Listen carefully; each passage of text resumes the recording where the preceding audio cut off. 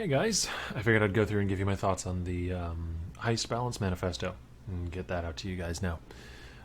We don't have patch notes yet as of this recording, so there may be some things that I mention or talk about that go into more depth in the patch notes that I'm not currently aware of.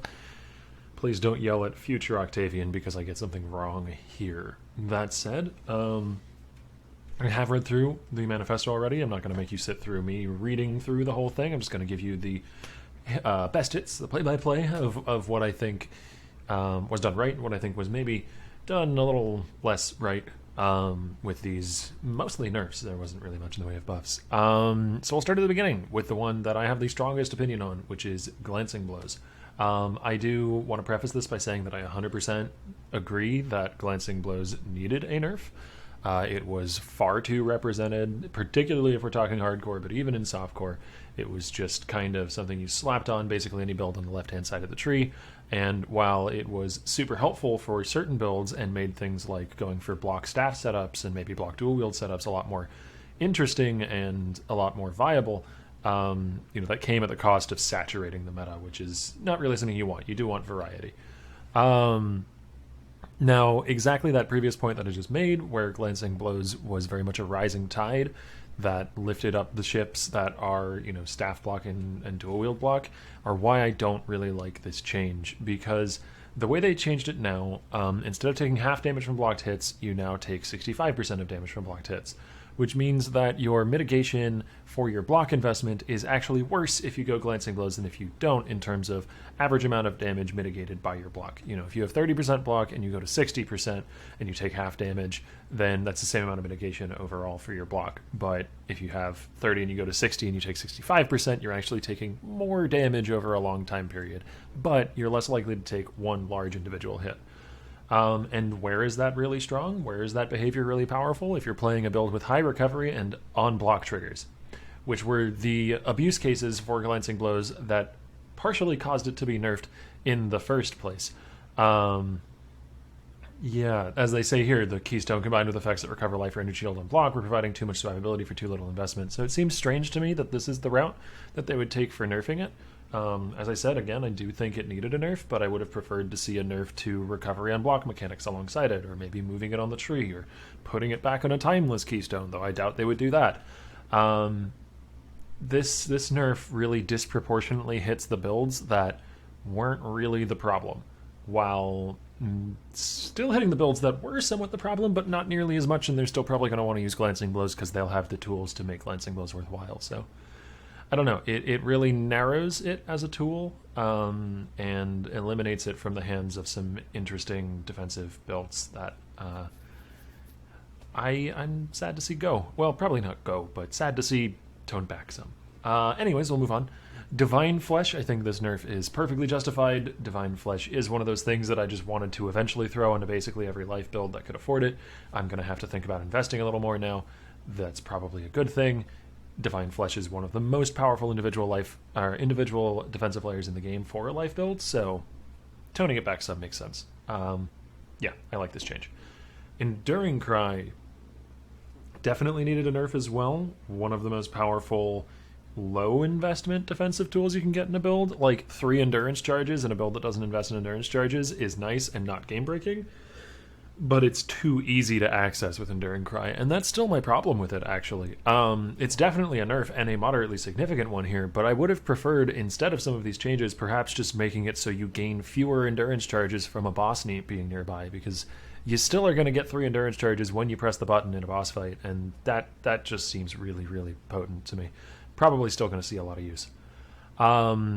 Ball Lightning, I don't have much to say here. We have to see what slightly means when it says they're lowering the damage in area slightly. Spellslinger was something I never really got into very much, just not a playstyle that I enjoyed, but it was extremely popular, so I see why it's getting the nerf a little bit. This is still going to be really strong for leveling, I think. They've stated that that's their goal, is to minimize its impact on the leveling process and the leveling meta, but auto-triggering spells and bypassing cast speed is a very powerful mechanic for the early game when you don't have much cast speed, and like throwing in an extra utility spell or something is a big deal. So I think it'll still see play, particularly while leveling, but some power off the top is probably justified.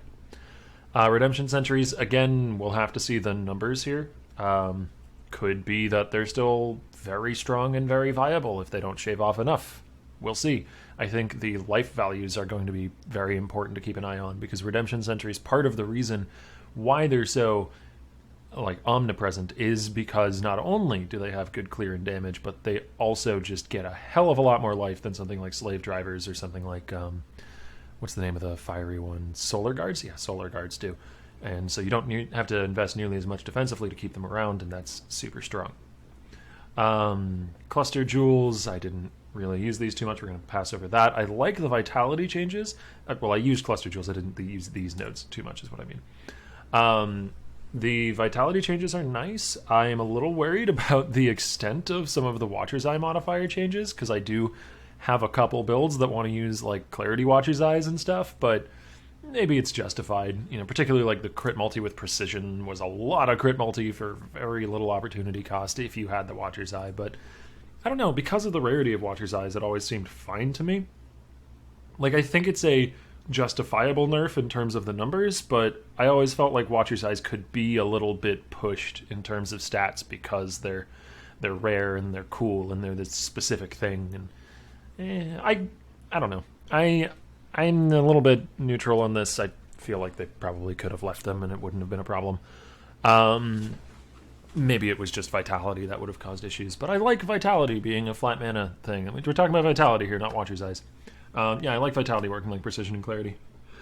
I think that's a very good choice for it. I've seen some suggestions for Vitality in the past. It's been a problem child for a little while. It just wasn't strong enough to see any sort of play for probably years at this point. And I've seen people suggest like life recovery rate or just massively upping the regen. I think this is a nice and elegant solution.